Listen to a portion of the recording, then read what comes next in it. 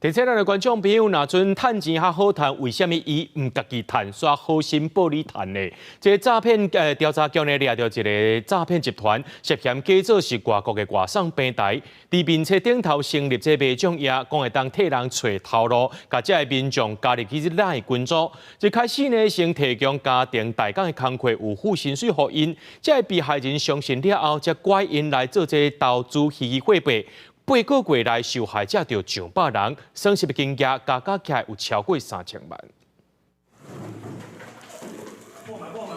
为了为调查官捉叫诈骗集团的据点，强势将门斩破入去抓人。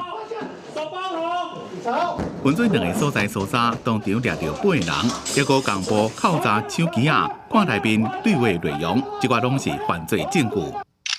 诈骗集团创立钱进未来电池高倍耐群组。一直提出各种的方案，讲投资几落万块，逐个月拢会人固定分红，骗大家做阵来趁钱。因过调查局发现，不法集团一开始拢是讲未介绍头路，甲受害者诱入去群组内底，冒用国外知名外送平台饭团外送，在脸书成立粉丝专页，以介绍工作为由，邀请民众加入 LINE 社群。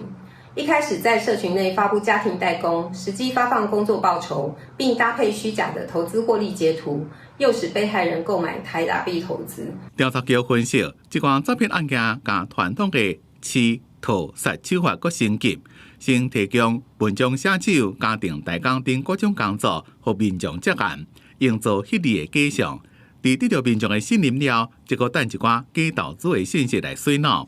自去年4月开始，8个月内就上百人受害，损失金额到2989万。我一定会先给你有一些小额获得那个金钱的一个假象，告诉你说，你看我不是诈骗哦，我不是骗你的，这个是真的会赚钱。警方提醒讲，只要是被引导家己私密的赖群组，就要注意，上网找头路，怎么骗局真多，唔通钱无赚到，颠倒假了。公司新闻综合报道。